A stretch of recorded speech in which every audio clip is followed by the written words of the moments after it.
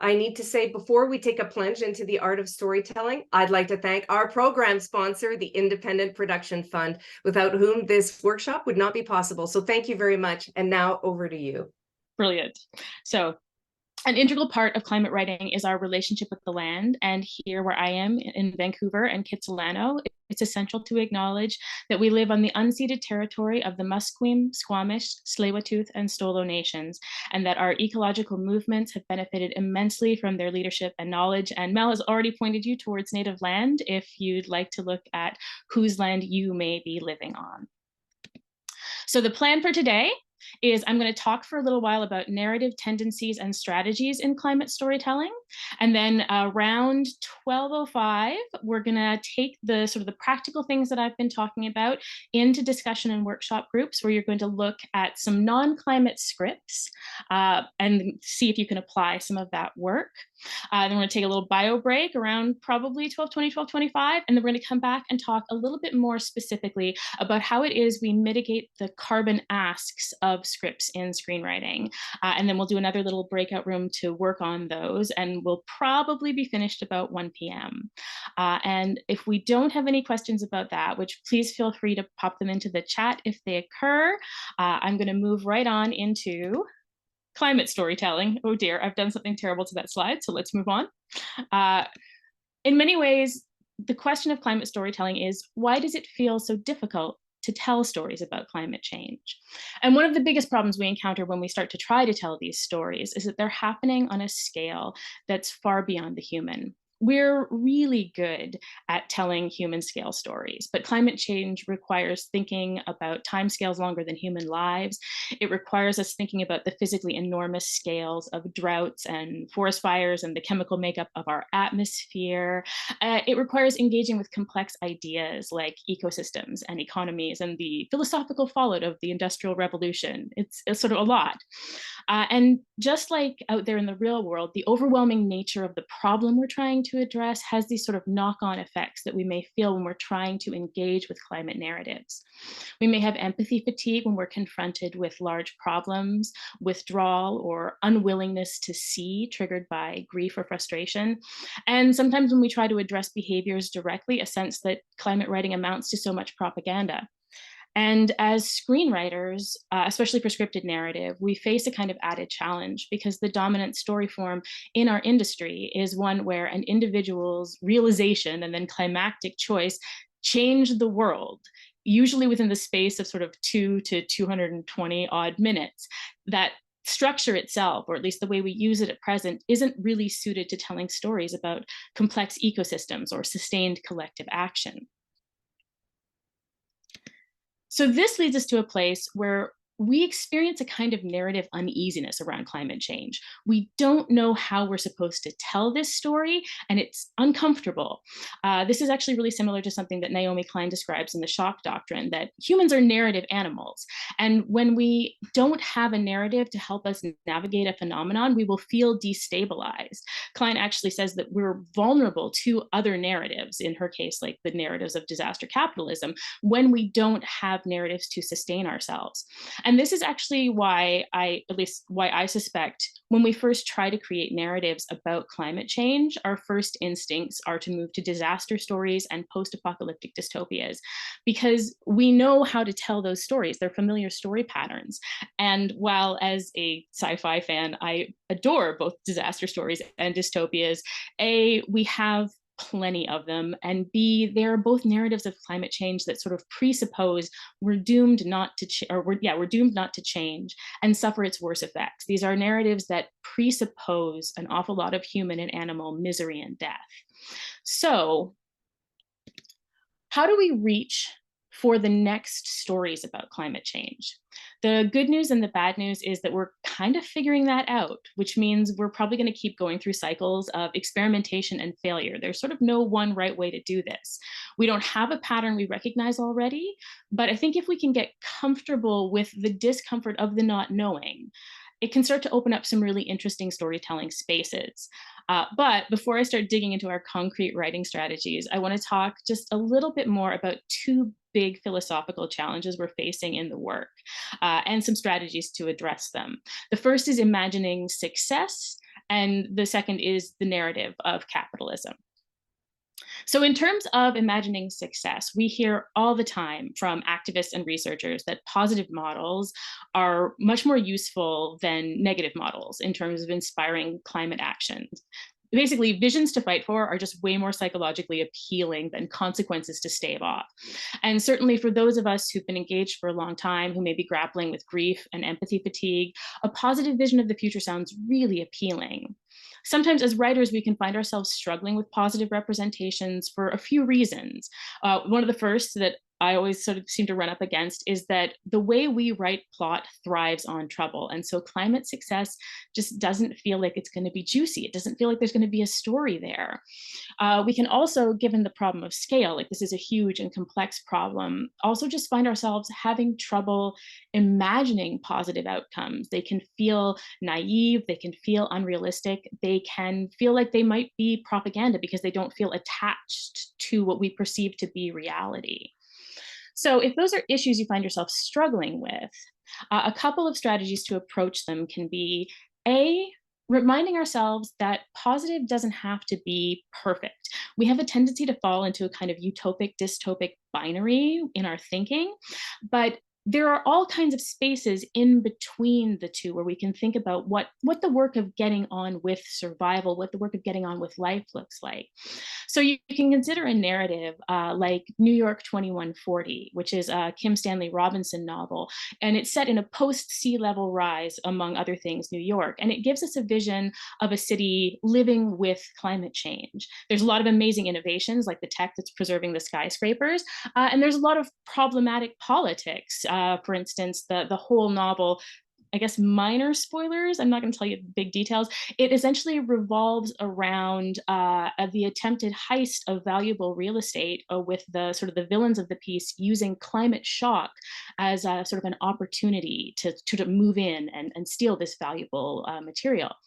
And the novel gives us a vision of a culture in the process of dealing with climate change positively, but also it doesn't eliminate conflict because it's looking at the kind of forces which, let's be honest, are probably likely to still be confronting us when we get that far ourselves. So rather than splitting our vision into the utopic and dystopic, it's thinking about what positive futures of the climate might let us talk about in terms of the problems that will perhaps outlast the current moment with greater specificity. It's also really valuable, I think, to stay with the reality of human psychology. As much as I think sometimes we can be really tempted to think, oh, we have to cram the whole climate picture into a piece to address it fairly. The reality is we have really good tools to think about individual psychology. And when you are personal and specific in the way that you're approaching a narrative, it pulls us away from the feeling that it's propaganda. This can often work in hand with a strategy I'm going to talk about later as with climate as context.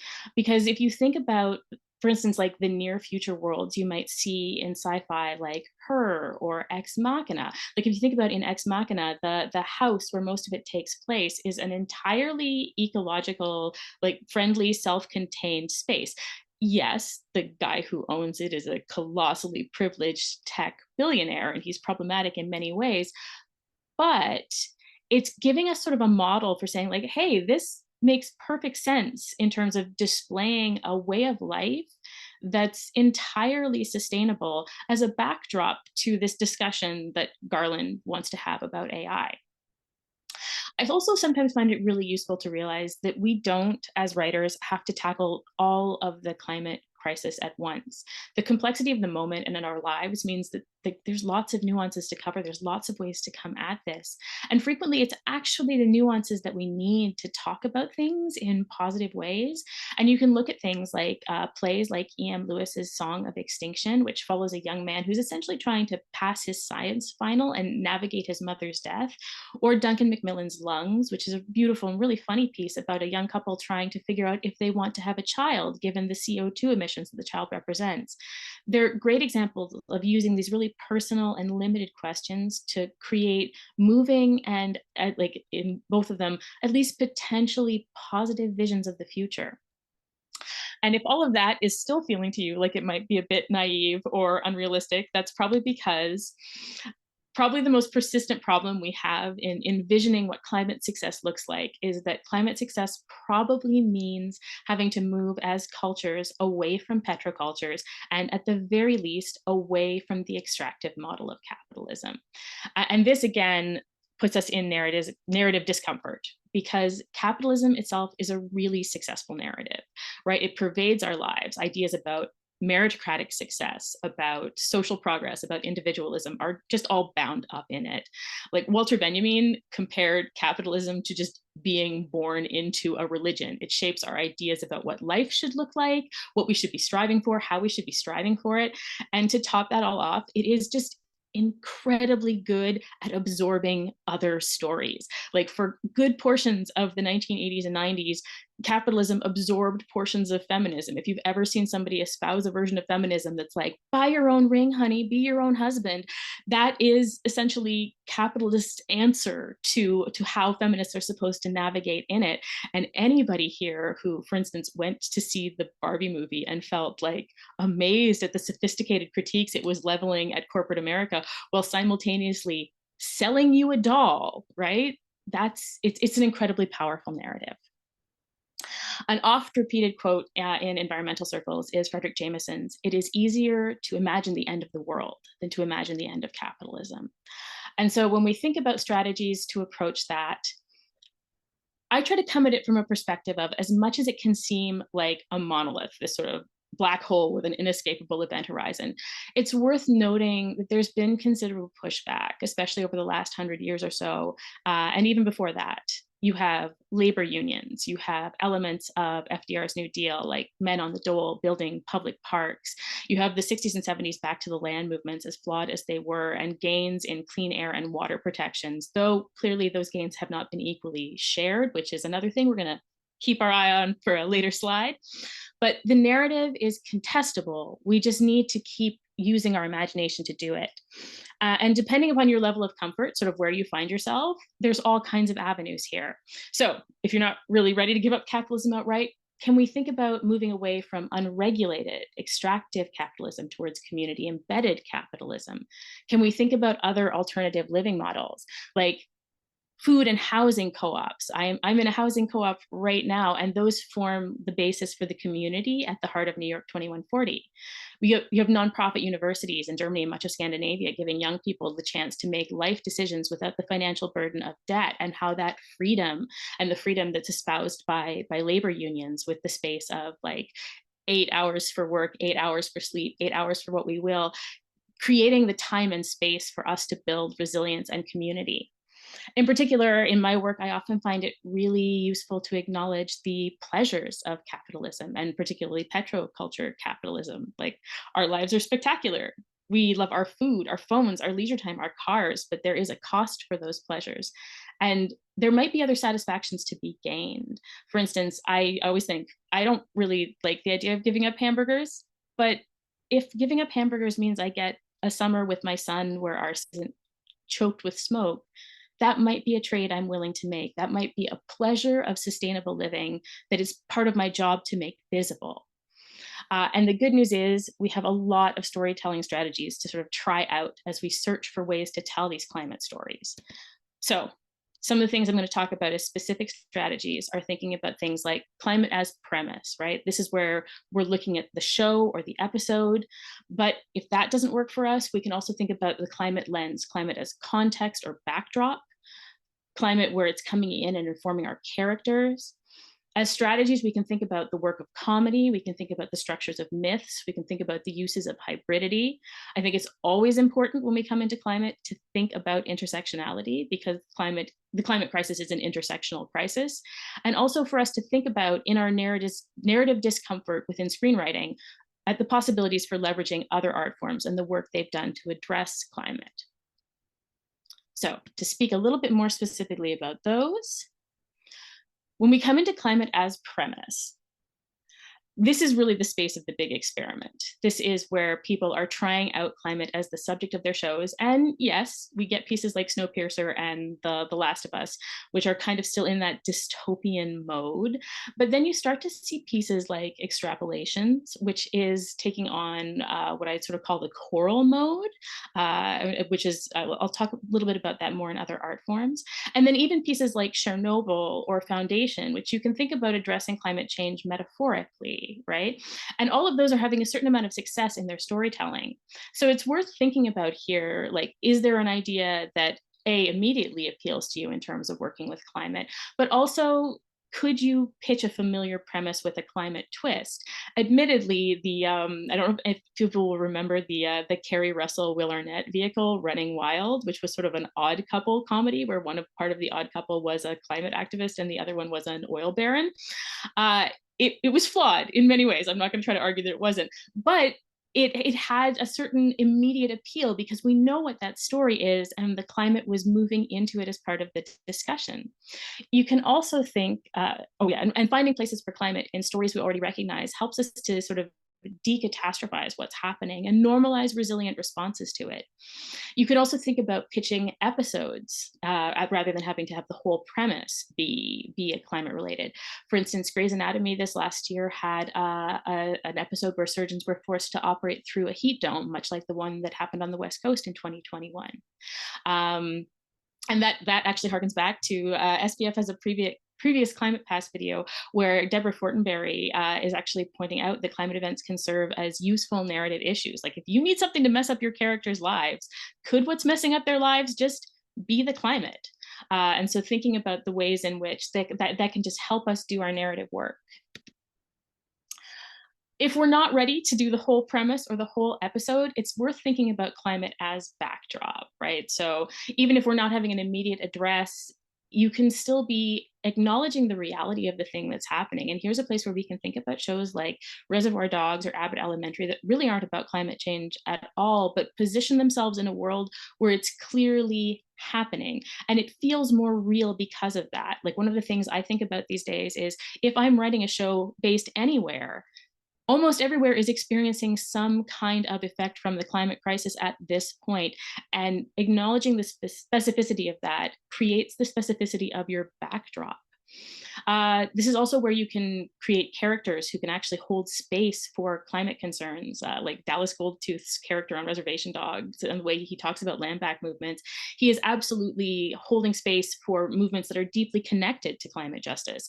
A while back, How I Met Your Mother configured one of its leads, Marshall Erickson, the Jason Segel character, as an aspiring climate lawyer and legislator. And that meant that there was sort of an ongoing little runner of things that he would be attempting to do.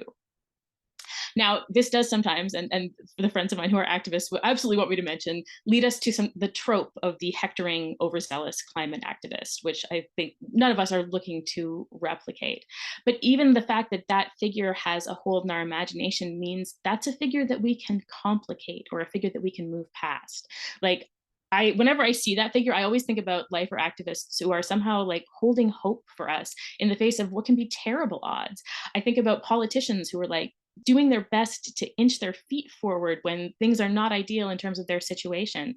And just about in terms of character creation, almost everyone I know, and I bet almost everyone you know, has opinions and feelings and attitudes toward climate change, and making that part of how we shape characters creates spaces to hold different parts of the narrative.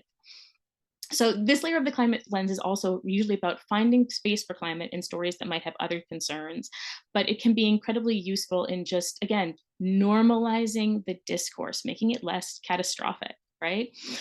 Which conveniently then leads us to other strategies: comedy, myths, hybridity.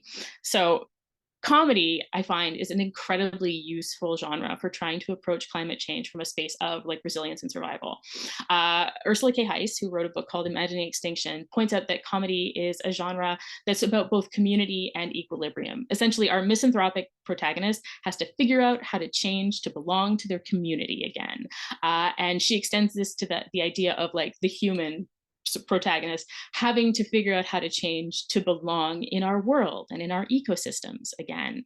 And in addition to that just being a terrific structure to think about, laughter is also just an incredible emotional balm for our grief and our fear, for the absurdity of the moment, for coping. Myths can also be excellent frameworks because they're often stories or story cycles that extend beyond human lives and acknowledge like the power, the kind of the awesome power of natural phenomena. They can help us bridge that sort of gap, that uneasiness of narrative recognition. The first play I wrote, Kayak, that Mel mentioned, actually relied really heavily on 3 retellings of Noah's Ark, because as I was coming into that project, it was one of the few stories I knew that kind of resonated with the idea of climate catastrophe, and it became a great structural piece. Hybridity can help us. You have a lot of theorists of climate change like Donna Haraway wanting us to sort of give up human exceptionalism, that some of this crisis is a crisis of human exceptionalism, and to instead see ourselves as part of intertwined systems. And as things get extreme, things get strange. And I think we can all see how maybe unusual alliances, not only with each other, but with the more than human, might feel productive. I'm going to talk a little bit more about Jeff Vandermeer in the sort of other forms, but the protagonist of his novel Born, for instance, survives, again, mild spoilers for Born, survives because of her uneasy alliance with the rogue biotech that lives in her ruined city. And there's also the humor of characters like, I don't know how many of you have seen Deadlock, but there's a like a seal in Deadlock that keeps sort of unearthing, or I guess unwatering, the bodies of murder victim in the small town, because the place where these people are being killed is also part of its habitat. And so like the possibility of where hybridity and where the natural world comes into our work can be really fruitful. All right, how are we doing for time here? Oh, good, we got 5 more minutes. I think we're on time. We're good. Yeah, we're good for time, Jordan. Yeah, take your time. It's okay. We're still doing great. No worries. Thank you, Mel. So climate stories are always intersectional stories. When you think about like how the climate crisis is playing out, there's an unequal distribution of blame and certainly unequal benefit from what's happening in terms of the carbon that's going into the climate, right? Like when you think about things like sacrifice zones in North America, the sort of the certainly unequal distribution of climate effects across the global South, all of that is absolutely, I think, essential to how we represent it if we intend to represent it accurately. So I think it's good come in thinking about how this disproportionately affects race, how it affects gender, how it affects ability, because even things like for instance, the heat dome that descended here in 2021, the effects were primarily on the elderly, right? So thinking about how those pieces interlock can be really valuable. For us, or basically for anyone who has Indigenous communities, it's always worth thinking that Indigenous communities and leaders will have knowledge and sometimes solutions.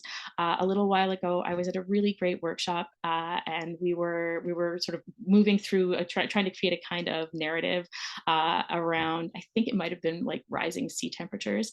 And after a little while, one of the Indigenous participants really generously put up his hand and said, "Hey, my nation has this long history of making these sort of gardens, these sea gardens that act as cooling buffer spaces." And just no one had asked him. So that sense of thinking about, there are probably communities that have deep knowledge and long histories with these ideas. And so with Indigenous communities, it's always like, this is not really my thing to talk about in this space, but it's always essential to be thinking about how you're building relationships there, how you're making sure that as opposed to simply sort of taking knowledge, how you're working to have a back and forth. And I'm going to put up some resources for that as well at the end of the piece. But I think especially for those of us who exist in settler spaces, it's always good to have a little ding.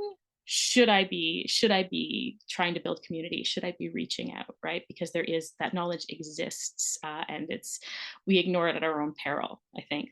And again, in terms of hybridity, this idea of thinking about intersections with the more than human, we tend to be in really siloed spaces. So thinking about where does the climate touch us? Where do we touch the climate?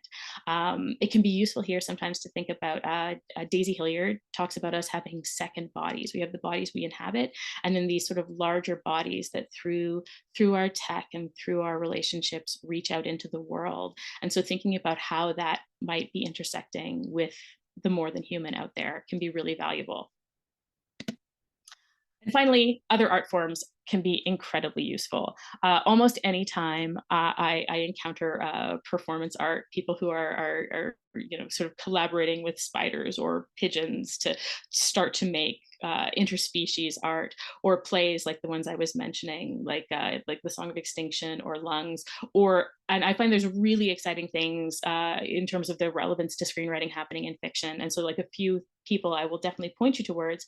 Kim Stanley Robinson, New York 2140 is a terrific book for thinking about, essentially he's hybridized the kind of crime, like the sort of neo-noir biopunk novel and the transcendental novel into this piece about how we are surviving in the ongoing work of the climate crisis.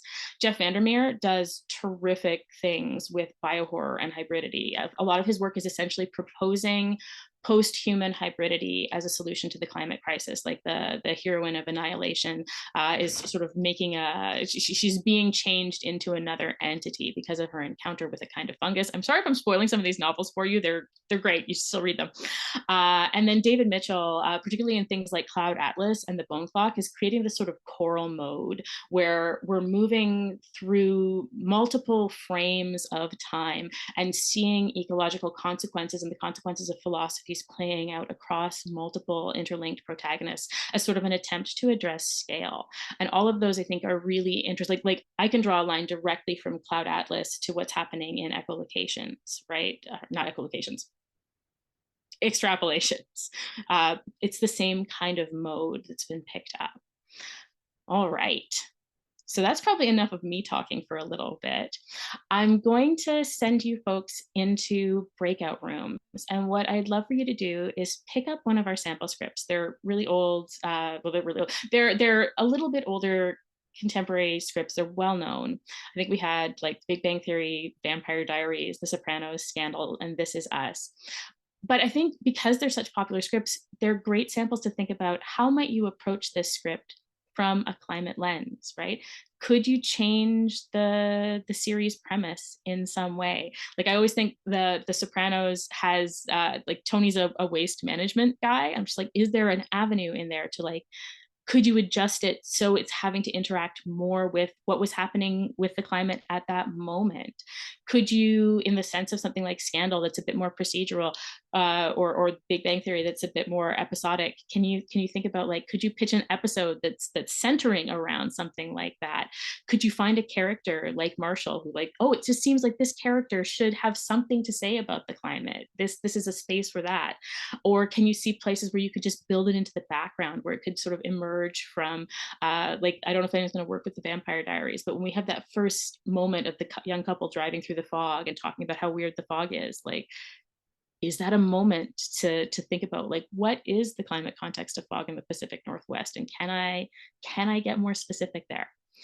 So with that guidance, we're going to send you into the breakout rooms, and I'd love to see what you can come up with as climate interventions for our samples. I'll jump in first then. I was a mod in one of our rooms, and we talked a little bit about The Sopranos, and we also talked about This Is Us. And when we talk in terms of The Sopranos, we really talked about that juxtaposition of that existential dread that Tony feels, and how that really provides an opportunity for us to subvert some of those expectations that the audience might have in terms of how he may be a character who actually is thinking existentially about the future. We also talked about the intergenerational conflict that might exist so between, because it's a family business, as younger generations are coming up, how they may have a different idea for the future of that business. And so in fact, somebody may be, a son may be more eco-minded and want to change the direction of the waste management business. We also talked about the migratory birds, and Meadow, the character Meadow. And the other thing we talked about was just that maybe that plot point that could be interesting around municipalities and permitting and how things might be changing. We talked about compostable bodies, and thought that that was quite a powerful image.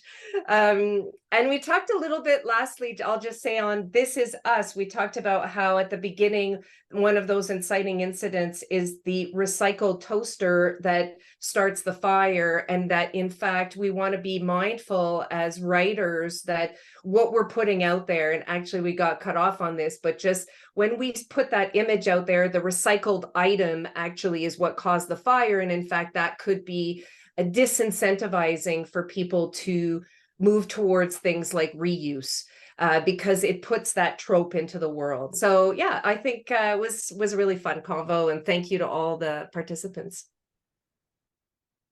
All right. And Mary, did you want to chime in next? Oh, I was in the same room as Melanie, so Oh, sorry. pass over to Jessica. Sure. Hopefully I captured everything. But yeah, we talked about oh my gosh, what's the show? I'm already Leonard and oh my gosh, the Big Bang Theory. I'm sorry. And just, you know, how the characters themselves being so smart and knowledgeable that they would lend themselves to, you know, spearhead environmental projects, and just the character development could really lend itself to environmental topics. And we also talked about messaging on screen. So for example, you know, characters ordered takeout in one scene and there's takeout containers all over. So how do you even show that on camera? Because it's a negative. You don't want to, you know, show that waste on screen. So how can you instead convey, like maybe, you know, Penny and Leonard are saying, hey, you didn't take out the compost, to imply that they're composting, but not necessarily, you don't have to show the compost. So how do you sort of show and not say and not show so much, so that it's too over the top? What else did I miss there? Anyone from our group? Jesse, did I get what you had to say? You totally did. Yeah.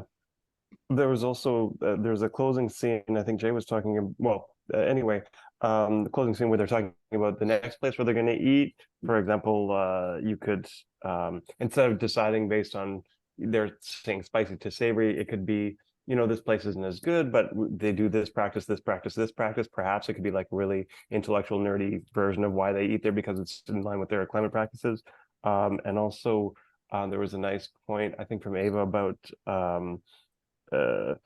Penny maybe like just again kind of character-based humor where the guys are all entrenched in the science, and Penny can be a little bit more maybe introducing them in a way to some social and political climate truths or perspectives that otherwise would be kind of, you know, out of their purview.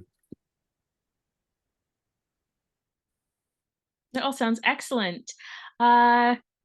Aki, did you want to chime in for what your group, what emerged from your discussion? I think it actually will be Sam who will be talking on behalf of NHK. Thank you. So we went to some Japanese examples, of course.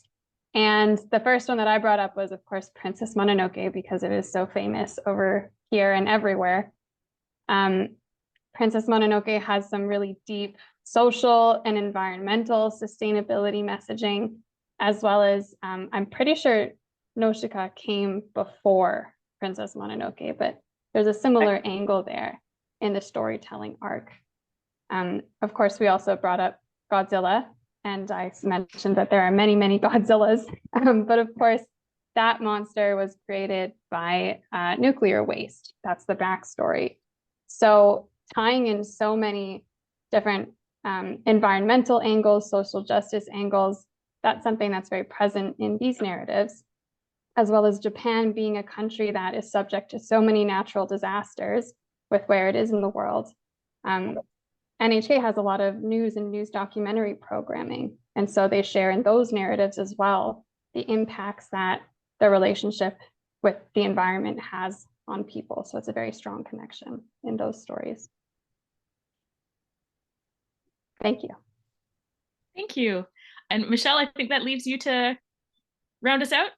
Yeah, so we chatted about the Big Bang Theory as well, and with it being in the fertility clinic, issues were discussed around men's health and the effects of climate change, and particularly on men's health. So there was an opportunity there to extrapolate some information to share with the audience. And then also the waste that's created in the medical environment as well. And you know, there's maybe an opportunity there to show that, but also an opportunity then to show what to do with it. So proper placement of, you know, recycling containers and different things like that you might see on screen.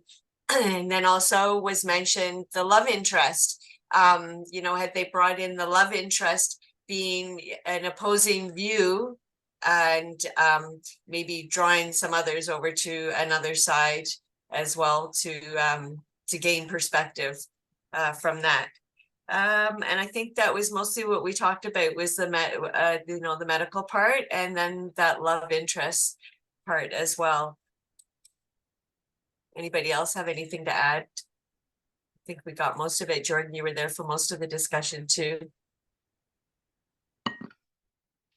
Well, that sounds terrific. Thank you very much, folks. So now that we've been talking about how we look at climate and its representation in our narrative and these sort of avenues for moving climate into that space, the second space that I think is valuable to talk about is the idea of the carbon cost of production and what we can do to mitigate it.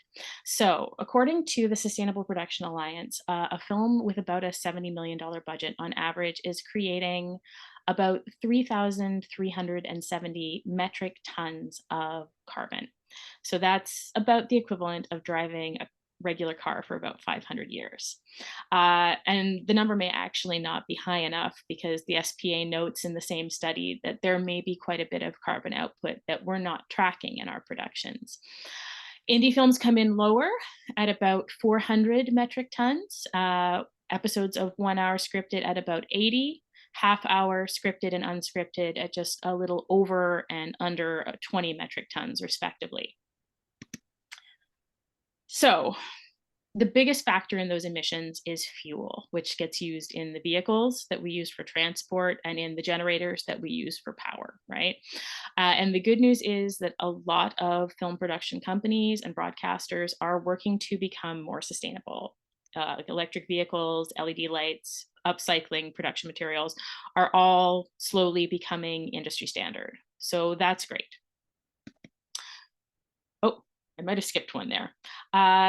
For us as writers, the two biggest decisions we essentially make in terms of our carbon footprint, they essentially boil down to what are we pitching and who are we pitching it to?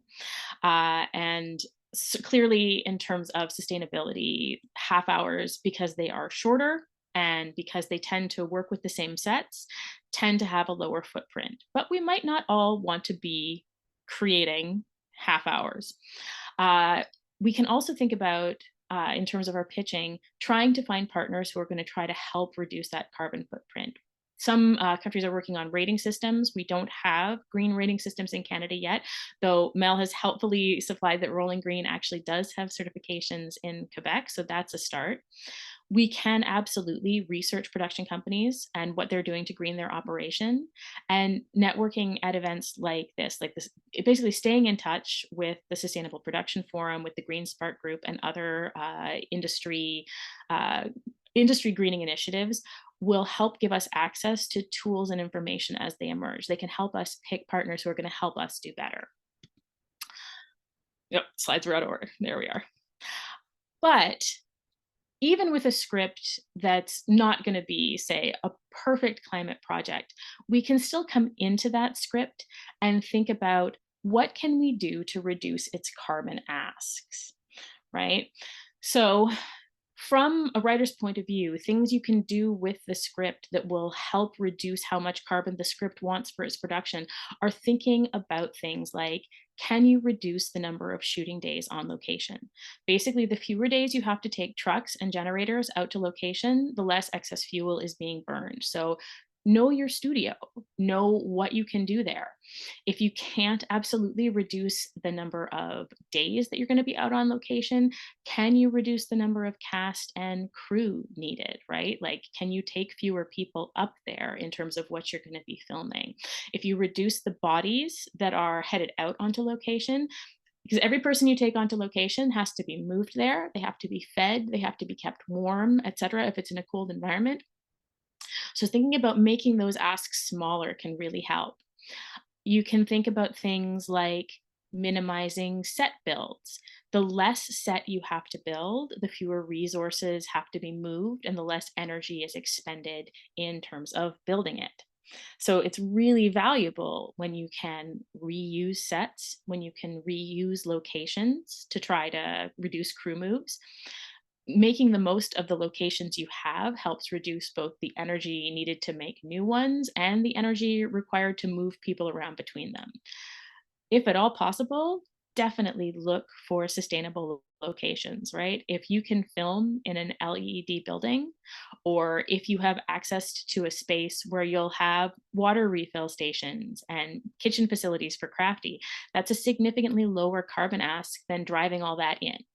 Now, absolutely, some of this you may not have control over. There's a point where you're in an interface with the production side, but the more that the script does this, the more it's going to make it it's going to reduce the friction for the people who are trying to green from the production side. Other things we can think about. If you've got vehicles in your script, can they be like, A, could you remove them? B, could they be electric? Could they be hybrid? How often can you reuse them, right? Can you reduce any depictions of single-use plastics? Folks were already thinking about that in the scripts we were just talking about, right? The idea of, oh, should they be ordering takeout, or what should the takeout look like? We had I think a truly great example from someone who, maybe I won't name them, I'll just do the example, where they had seen a show that had basically a bunch of water bottles where it could have been a pitcher and glasses set around a table. And when the person whose story this is asked a producer why that had happened, the producer, who was a sort of a junior producer, just said, oh, I didn't want to push back, right? Whereas if that was just in the script, if it just said a pitcher and of water and some glasses in the script, that junior producer might not have been thinking, wouldn't have had to think about, do I have enough capital to push back for this change, right? It's the same thing with costumes, right? What can you do? Can you tell someone in the script that someone's, likes to dress from the thrift store, right? Creating a space where we can maybe reuse costumes or source them responsibly, where we can sort of make more use of props in sort of that great David Mamet 3 uses of the knife kind of way. And it's always also valuable, if you are in a junior position, to maybe just talk to your showrunner and producer. Like, at least in Canada, I found that most showrunners and producers do want to be more sustainable. Like, they are looking for ways to do this. The last show I was on, Family Law, between season 2 and 3, moved away from paper coffee mugs towards everybody in the main staff having a sort of a reusable tumbler that they would be taking around. And so those changes can be very possible. And I think it's worth thinking that as much as this can be, it can seem like we're getting pretty granular, that every bit of carbon we save for the script helps. Now, if anybody just winced and felt resentful about having bars placed on their creativity, I think it's actually important to acknowledge that feeling. Like, none of us like to feel as though we're having to rein in our imaginations. And I think it's possible, especially as we hopefully move forward, that many of these sort of constraints will be much more negotiable. Productions are going to green. Technology like volume walls will hopefully start to reduce the carbon demands of production.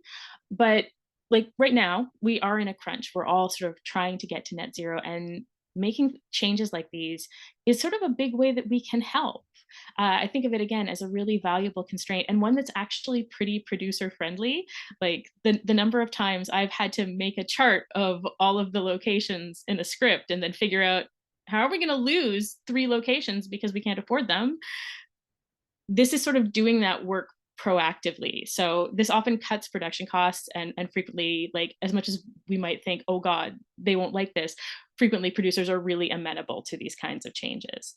So thinking about it as a way of both probably making the script friendlier for production, but also a way of just sort of slipping these things under the radar. Because the more of these things that are embedded in the script, as much as, like, we all know scripts get changed and rewrites happen, but if things like the water bottle are just, we've removed that water bottle, it's a pitcher of water now, it eliminates the friction of having to have the discussion later for the designers, for the producers, for all the people who might potentially be your allies as the piece moves to production. So again, I think about this as this moment where here too is an example for us to just model the non-catastrophicness, the reduction of friction in a sustainable world, because there's some of the flashy pleasures, the disposable pleasures, they're not going to be available to us in a sustainable world. But we can think about showing how easy it is to, like, just use your tumbler, how easy it is to just have the pitcher of water out, how great electric vehicles may be. All of that is possible for us to model, and part of how we help our industry move forward. All right, and so, oh, the good news is that was short enough that we're right back on time. So I'm going to send you back into your breakout rooms to do our sort of second discussion task. And what we're going to be doing is coming back to your sample script, or trying another one if you feel fatigued with The Big Bang Theory or The Sopranos, and thinking about really practically, what might we be able to do to kind of reduce the carbon asks of this script, right? So, like, looking at the script and trying to identify where are the biggest carbon asks. For instance, I look at that Sopranos script and there are so many locations. So going through it and thinking, could we amalgamate some locations? Could we reduce some of these moves? All of that will help us peel carbon out of the script. Where we see vehicles, again, what changes can we make? Can we, if we've got those takeout bags, what else could we do? Some of them you've already started talking about, but definitely, how can we reduce how much carbon it's going to take to make this? So again, I'm going to send us out into our breakout rooms now, and I really look forward to hearing your discussion. Hey, everybody, welcome back. Welcome back. So interesting. Jordan, I'm going to hand it over to you. Yeah, I was hearing some great conversations, which is lovely. I'm a little bit cognizant of our time. We are actually at 12:58. So did you want me to maybe wrap up, and then if folks want to stay and sort of discuss their takeaways post, we'll run it that way? Okay, excellent. So just a few last little things. Let me share this up.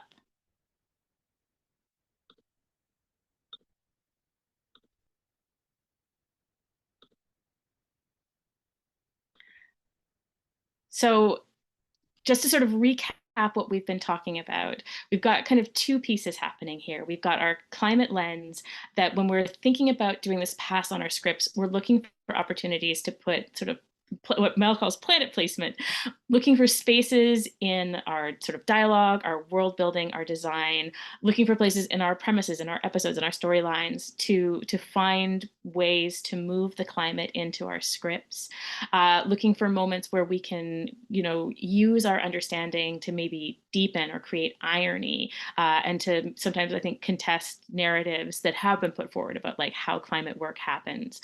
And certainly, again, thinking about, like, where story, where character, where action and texture can help us model sustainable behaviors, can help show us, if not like sort of utopian climate worlds, then climate worlds in progress, climate worlds that have resilience and community. and spaces where we can think about our own biases and notions about climate and environmental stories. And certainly for both of these, it's great for us to take our awareness, both of how climate works as narrative and both about what we can be doing to mitigate in our scripts into the television we watch. So if you're watching something, like thinking about, oh, like we were having the conversation about the Big Bang Theory and someone was saying, it already feels like it's very compact, like it's probably reduced a lot of the location asks. And that gets borne out by the figures we see that show us that half-hour scripted tends to have a lower carbon footprint. So thinking about what of those strategies can we adopt?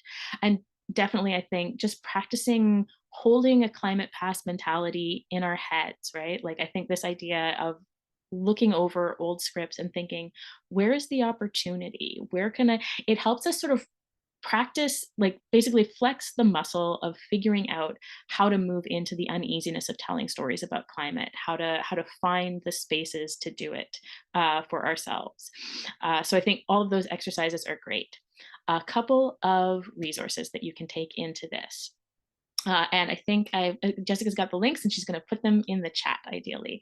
So before even the Good Energy Playbook, I hope we can pop the Sustainability on Screen white label up there because it's got great narrative ideas. The Good Energy Playbook is also just a terrific resource in terms of strategies and industry standards for trying to green the film industry. Making and Being is a bit more of an academic tool, but it's very cool in the sense that it offers you worksheets where you can sort of look at all the inputs and outputs of your art practice. It goes into pieces of political economy, so it is a more academic tool, but if you're tending that way, Making and Being is very cool. I will also recommend Amitav Ghosh's book, The Great Derangement, which is a great look at the intersection between the climate crisis, modernity, and art making. He's a little bit more focused on fiction, but it's just a great philosophical primer for how it is we step into these spaces.